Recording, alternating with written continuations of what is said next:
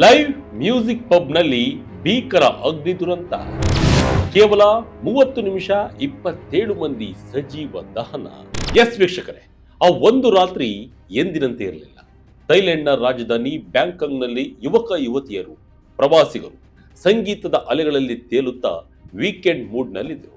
ಆದರೆ ಕೇವಲ ಕೆಲವೇ ನಿಮಿಷಗಳಲ್ಲಿ ಅಲ್ಲಿ ನಡೆದಿದ್ದು ಮಾತ್ರ ಕಲ್ಪನೆಗೂ ನಿಲುಕದ ಭೀಕರ ದುರಂತ. ಹೌದು, ಭಾನುವಾರ ತಡರಾತ್ರಿ ಬ್ಯಾಂಕಾಕ್ನ ಪ್ರಸಿದ್ಧ ಲೈವ್ ಮ್ಯೂಸಿಕ್ ಪಬ್ ಒಂದರಲ್ಲಿ ಸಂಭವಿಸಿದ ಭೀಕರ ಅಗ್ನಿ ದುರಂತ ಇಡೀ ಜಗತ್ತನ್ನೇ ನಡುಗಿಸಿದೆ. ಕೇವಲ 30 ನಿಮಿಷಗಳ ಕಾಲ ಹೊತ್ತಿ ಉರಿದ ಬೆಂಕಿ ಬರೋಬ್ಬರಿ 27 ಜನರ ಜೀವವನ್ನ ಬಲಿ ಪಡೆದಿದೆ. ಇನ್ನು 63 ಜನ ಆಸ್ಪತ್ರೆಯಲ್ಲಿ ಸಾವು ಬದುಕಿನ ನಡುವೆ ಹೋರಾಡ್ತಿದ್ದಾರೆ. ಅಷ್ಟಕ್ಕೂ ರಾತ್ರಿ ಪಬ್ ಒಳಗೆ ಏನಾಯಿತು, ಬೆಂಕಿ ಹೊತ್ತಿಕೊಳ್ಳಲು ಕಾರಣವೇನು, ಪ್ರತ್ಯಕ್ಷದರ್ಶಿಗಳು ಹೇಳಿದ್ದೇನು? ಘಟನೆಯ ಸಂಪೂರ್ಣ ವಿವರವನ್ನ ನೋಡ್ತಾ ಹೋಗೋಣ ಬನ್ನಿ. ಪಬ್ನಲ್ಲಿ ದುರಂತ ಸಂಭವಿಸಿದ್ದು ಹೇಗೆ? ಬೆಂಕಿಯಲ್ಲಿ ಬಿದ್ದು ವಿಲವಿಲ ಒದ್ದಾಡಿದ ಜೀವಗಳು. ಮೊದಲಿಗೆ ಈ ಘಟನೆ ನಡೆದ ಸ್ಥಳದ ಬಗ್ಗೆ ತಿಳಿಯೋಣ. ಬ್ಯಾಂಕಾಕ್ನ ಉತ್ತರ ಭಾಗದಲ್ಲಿರುವ ಚತುಚಾಕ್ ಜಿಲ್ಲೆಯ ರಾಂಗ್ ಬೀರ್ ನಾ ಲಾಟ್ ಪ್ರೋವೋ ಎಂಬ ಲೈವ್ ಮ್ಯೂಸಿಕ್ ಪಬ್ನಲ್ಲಿ ಈ ದಾರುಣ ಘಟನೆ ಸಂಭವಿಸಿದೆ. ಭಾನುವಾರ ರಾತ್ರಿ ಸ್ಥಳೀಯ ಕಾಲಮಾನ ಸುಮಾರು 11:57ಕ್ಕೆ ಅಂದರೆ ಮಧ್ಯರಾತ್ರಿಯ ಹೊತ್ತಿಗೆ ಪಬ್ನಲ್ಲಿ ಯುವಕ ಯುವತಿಯರು ಲೈವ್ ಮ್ಯೂಸಿಕ್ನಲ್ಲಿ ಆನಂದಿಸ್ತಾ ಇದ್ರು, ಕುಣಿದು ಕುಪ್ಪಳಿಸ್ತಾ ಇದ್ರು. ಆಗಲೇ ವಿಧಿಯ ಆಟ ಶುರುವಾಗಿತ್ತು. ಅಗ್ನಿಶಾಮಕ ದಳ ಮತ್ತು ರಕ್ಷಣಾ ಸಿಬ್ಬಂದಿಗೆ ಮಧ್ಯರಾತ್ರಿ 12 ಗಂಟೆಯ ಸುಮಾರಿಗೆ ಫೋನ್ ಬರುತ್ತೆ. ವಿಷಯ ತಿಳಿಸಿದ್ದಂತೆ ನೂರಾರು ರಕ್ಷಣಾ ಸಿಬ್ಬಂದಿ ಸ್ಥಳಕ್ಕೆ ಧಾವಿಸ್ತಾರೆ. ಪಬ್ನ ಪ್ರಮುಖ ದ್ವಾರದಿಂದ ಭಾರೀ ಪ್ರಮಾಣದ ಬೆಂಕಿಯ ಜ್ವಾಲೆಗಳು ಹೊರಬರುತ್ತಿವೆ. ಜನ ಜೀವ ಉಳಿಸಿಕೊಳ್ಳಲು ಕಿರುಚುತ್ತಾ ಹೊರಗೆ ಓಡಿ ಬರ್ತಾ ಇದ್ರು. ಅಗ್ನಿಶಾಮಕ ಸಿಬ್ಬಂದಿ ಸತತ 30 ನಿಮಿಷಗಳ ಕಾಲ ಕಾರ್ಯಾಚರಣೆ ನಡೆಸಿ ಬೆಂಕಿಯನ್ನಂತೂ ಹತೋಟಿಗೆ ತಂದರು. ಆದರೆ ಅಷ್ಟರಲ್ಲೇ ಆಗಬಾರದ ಅನಾಹುತ ನಡೆದು ಹೋಗಿತ್ತು. ದೊಡ್ಡ ಬ್ಲಾಸ್ಟ್, ವಿದ್ಯುತ್ ಸಂಪರ್ಕ ಕಟ್. ಕಣ್ಣು ಬಿಡುವಷ್ಟರಲ್ಲಿ 27 ಮಂದಿ ದಹನ. ಈ ಭೀಕರ ದುರಂತಕ್ಕೆ ತಕ್ಷಣದ ಕಾರಣವೇನು ಎಂಬುದರ ಬಗ್ಗೆ ಥೈಲ್ಯಾಂಡ್ನ ಪ್ರಧಾನಿ ಅನುತಿನ್ ಚಾಲ್ವಿರಾಕುಲ್ ರವರು ಸ್ವತಃ ಸ್ಥಳಕ್ಕೆ ಭೇಟಿ ನೀಡಿ ಮಾಹಿತಿಯನ್ನು ಪಡೆದಿದ್ದಾರೆ. ಅಲ್ಲಿ ಪರ್ಫಾರ್ಮರ್ ಮಾಡುತ್ತಿದ್ದ ಮ್ಯೂಸಿಷಿಯನ್ ಮತ್ತು ಕಲಾವಿದರು ನೀಡಿದ ಹೇಳಿಕೆ ನಿಜಕ್ಕೂ ಬೆಚ್ಚಿ ಬೀಳಿಸುವಂತಿದೆ. ವೇದಿಕೆ ಮೇಲಿದ್ದ ಬ್ಯಾಂಡ್ ಸದಸ್ಯರೊಬ್ಬರು ಹೇಳುವ ಪ್ರಕಾರ ಸ್ಟೇಜ್ನ ಪಕ್ಕದಲ್ಲಿದ್ದ ಒಂದು ಸರ್ಕ್ಯೂಟ್ ಬ್ರೇಕರ್ನಿಂದ ಹಠಾತ್ ಹೊಗೆ ಬರಲು ಆರಂಭಿಸಿತು. ಅವರು ಅದನ್ನು ಗಮನಿಸುವಷ್ಟರಲ್ಲೇ ಇಡೀ ಪಬ್ನ ವಿದ್ಯುತ್ ಸಂಪರ್ಕ ಕಟ್ ಆಯಿತು. ಅಂದರೆ ಕರೆಂಟ್ ಹೊರಟು ಹೋಯಿತು. ಕರೆಂಟ್ ಹೋದ ಬೆನ್ನಲ್ಲೇ ಒಂದು ದೊಡ್ಡ ಬ್ಲಾಸ್ಟ್ ಸೌಂಡ್ ಕೇಳಿಸಿತು. ಆ ಸ್ಫೋಟದ ತೀವ್ರತೆ ಎಷ್ಟಿತ್ತೆಂದರೆ ಕೆಲವು ಸೆಕೆಂಡ್ಗಳಲ್ಲಿ ಇಡೀ ಪಬ್ ತುಂಬಾ ಉಸಿರುಗಟ್ಟಿಸುವ ದಟ್ಟವಾದ ಕಪ್ಪು ಹೊಗೆ ಆವರಿಸಿಕೊಂಡಿತು. ಇನ್ನೊಬ್ಬ ಅಲ್ಲಿದ್ದ ಪ್ರತ್ಯಕ್ಷದರ್ಶಿ ಹೇಳುವಂತೆ ಆ ಸ್ಫೋಟ ನಡೆದ ತಕ್ಷಣ ಇಡೀ ಜಾಗ ಕತ್ತಲಾಯಿತು. ಕಣ್ಣಿಗೆ ಏನೂ ಕಾಣಿಸ್ತಿಲ್ಲ. ಯಾರು ಎತ್ತ ಓಡುತ್ತಿದ್ದಾರೆ ಎಂಬುದು ಗೊತ್ತಾಗಲಿಲ್ಲ. ಹೆಚ್ಚಿನ ಜನ ಉಸಿರಾಡಲು ಆಕ್ಸಿಜನ್ ಇಲ್ಲದೆ ನೆಲದ ಮೇಲೆ ಬಿದ್ದು ಸಹಾಯಕ್ಕಾಗಿ ಕಿರುಚ್ತಾ ಇದ್ರು. ನಾನು ಸ್ಟೇಜ್ನಿಂದ ಕೇವಲ 5 ಮೀಟರ್ ದೂರದಲ್ಲಿದ್ದ ಗೇಟ್ನ ಹತ್ರ ಹೇಗೋ ಹೋಗಿ ಪ್ರಾಣ ಉಳಿಸಿಕೊಳ್ಳಲು ಓಡಿ ಬಂದೆ ಎಂದು ಅವರು ಕಣ್ಣೀರು ಹಾಕಿದ್ದಾರೆ. ಈ ಅಗ್ನಿ ದುರಂತದಲ್ಲಿ ಮೃತಪಟ್ಟವರ ಸಂಖ್ಯೆ 27ಕ್ಕೆ ಏರಿಕೆಯಾಗಿದೆ. ಜೊತೆಗೆ 63 ಜನ ತೀವ್ರ ಸುಟ್ಟ ಗಾಯಗಳಿಂದ ಆಸ್ಪತ್ರೆಗೆ ದಾಖಲಾಗಿದ್ದು, ಅವರಲ್ಲಿ ಬರೋಬ್ಬರಿ 27 ಜನರ ಸ್ಥಿತಿ ಅತ್ಯಂತ ಗಂಭೀರವಾಗಿದೆ.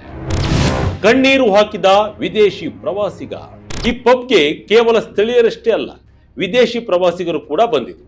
ಲಾವೋಸ್ ದೇಶದಿಂದ ಬಂದಿದ್ದ ಪ್ರವಾಸಿಗ ಖಾನ್ ಖುತಿರತ್ ಎಂಬುವರು ಈ ಸಮಯದಲ್ಲಿ ಬಾರ್ ಹತ್ತಿರ ಕುಳಿತು ಡ್ರಿಂಕ್ಸ್ ಮಾಡ್ತಾ ಇದ್ರು. ಸ್ಟೇಜ್ ಬಳಿ ಹೊಗೆ ಬರುತ್ತಿರುವುದನ್ನ ಮೊದಲು ನೋಡಿದವರಲ್ಲಿ ಇವರು ಕೂಡ ಅವರು ನಂತರ ಸೋಷಿಯಲ್ ಮೀಡಿಯಾದಲ್ಲಿ ಹಾಕಿದ ಪೋಸ್ಟ್ ಪ್ರತಿಯೊಬ್ಬರ ಹೃದಯ ಕಲಕುವಂತಿದೆ. ನನ್ನ ಜೀವನದಲ್ಲಿ ಇಂತಹ ಭಯಾನಕ ಪರಿಸ್ಥಿತಿಯನ್ನ ನಾನು ಎಂದೂ ಕೂಡ ನೋಡಿರಲಿಲ್ಲ. ಸುತ್ತಲೂ ಕಿರುಚಾಟ, ಗೊಂದಲ.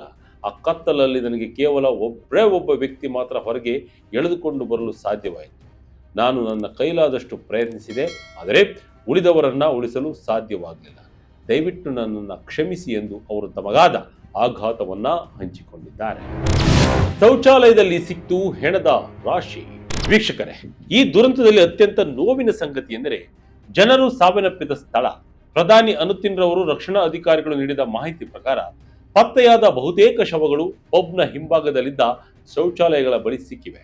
ಯೋಚನೆ ಮಾಡಿ, ಮುಂಭಾಗದಲ್ಲಿ ಬೆಂಕಿ ಮತ್ತು ಹೊಗೆ ಆವರಿಸಿದಾಗ ಜನರು ತೀವ್ರ ಗಾಬರಿ ಮತ್ತು ಪ್ಯಾನಿಕ್ ಆಗಿ ತಮಗೆ ದಿಕ್ಕು ತೋಚದೆ ಕಟ್ಟಡದ ಹಿಂಭಾಗಕ್ಕೆ ಓಡಿದ್ದಾರೆ. ಅಲ್ಲಿ ಶೌಚಾಲಯ ಇರುವುದನ್ನು ನೋಡಿ ಅದರೊಳಗೆ ನುಗ್ಗಿದ್ದಾರೆ. ಆದರೆ ದುರದೃಷ್ಟವಶಾತ್ ಆ ಟಾಯ್ಲೆಟ್ಗಳಿಗೆ ಯಾವುದೇ ಹೊರಹೋಗುವ ದಾರಿ ಎಂದರೆ ಎಕ್ಸಿಟ್ ಇರಲಿಲ್ಲ.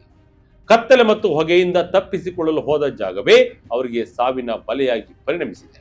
ಅಷ್ಟೇ ಅಲ್ಲ, ಬ್ಯಾಂಕಾಕ್ನ ಗವರ್ನರ್ ಚಾಟ್ ಸಿಟ್ಟಿ ಪುಂಟ್ ರವರ ಪ್ರಕಾರ ಕೆಲವು ಮೃತದೇಹಗಳು ತುರ್ತು ನಿರ್ಗಮನ ದ್ವಾರದ ಬಳಿಯೂ ಪತ್ತೆಯಾಗಿವೆ. ಆದರೆ ಆ ಎಕ್ಸಿಟ್ ಬಾಗಿಲು ಲಾಕ್ ಆಗಿತ್ತೆ ಎಂಬ ಬಗ್ಗೆ ತನಿಖೆ ನಡೀತಾ ಇದೆ. ವಿಪತ್ತು ನಿರ್ವಹಣಾ ನಿರ್ದೇಶಕರ ಪ್ರಕಾರ ಪಬ್ನ ಒಳಗಡೆ ಗ್ರಾಹಕರು ಕುಳಿತುಕೊಳ್ಳಲು ಹಾಕಲಾಗಿದ್ದ ಟೇಬಲ್ ಮತ್ತು ಚೇರ್ಗಳು ಜನರು ಓಡಾಡುವ ಹಾದಿಗೆ ಅಡ್ಡಲಾಗಿ ಬಿದ್ದಿತ್ತು. ಇದರಿಂದಾಗಿ ದಟ್ಟ ಹೊಗೆಯ ನಡುವೆ ದಾರಿ ಸಿಗದೆ ಜನರು ಅಲ್ಲೇ ಬಿದ್ದು ಪ್ರಾಣ ಬಿಟ್ಟಿದ್ದಾರೆ ಎಂದಿದ್ದಾರೆ. ಬೆಂಕಿಗಿಂತ ವಿಷಕಾರಿ ಹೊಗೆಯಿಂದ ಪ್ರಾಣ ಬಿಟ್ಟ ಜನ. ಥೈಲ್ಯಾಂಡ್ ಇತಿಹಾಸದಲ್ಲಿ ಕಪ್ಪು ಚುಕ್ಕಿ ಎಂದ ಸಿಬ್ಬಂದಿ. ವೀಕ್ಷಕರೇ, ರಕ್ಷಣಾ ಕಾರ್ಯಾಚರಣೆಯಲ್ಲಿದ್ದ ಅಗ್ನಿಶಾಮಕ ಸಿಬ್ಬಂದಿ ಪ್ರಕಾರ ಈ ಪಬ್ನಲ್ಲಿ ಬೆಂಕಿ ತೀವ್ರವಾಗಿರಲಿಲ್ಲ. ಆದರೆ ಇಡೀ ಪಬ್ಬನ 10% ಆವರಿಸಿದ ವಿಷಕಾರಿ ಕಾರ್ಬನ್ ಮೊನಾಕ್ಸೈಡ್ ಹೊಗೆಯೇ ಜನರು ಉಸಿರುಗಟ್ಟಿಸಿ ಸಾಯಲು ಕಾರಣವಾಗಿದೆ ಎಂದಿದ್ದಾರೆ. ಇದೇ ವೇಳೆ ಒಬ್ಬ ಸಾಮಾನ್ಯ ಮೋಟಾರ್ ಬೈಕ್ ಟ್ಯಾಕ್ಸಿ ಡ್ರೈವರ್ ಮಾಡಿದ ಸಹಾಯ ನಿಜಕ್ಕೂ ಶ್ಲಾಘನೀಯ. ಪಬ್ನ ಮುಂಭಾಗದಲ್ಲಿದ್ದ ಬೆಂಕಿ ಹೊರಬರುತ್ತಿದ್ದಂತೆ ಅವರು ಓಡಿ ಬಂದು ಗ್ರಾಹಕರನ್ನ ರಕ್ಷಣೆ ಮಾಡಲು ನೆರವಾಗಿದ್ದಾರೆ.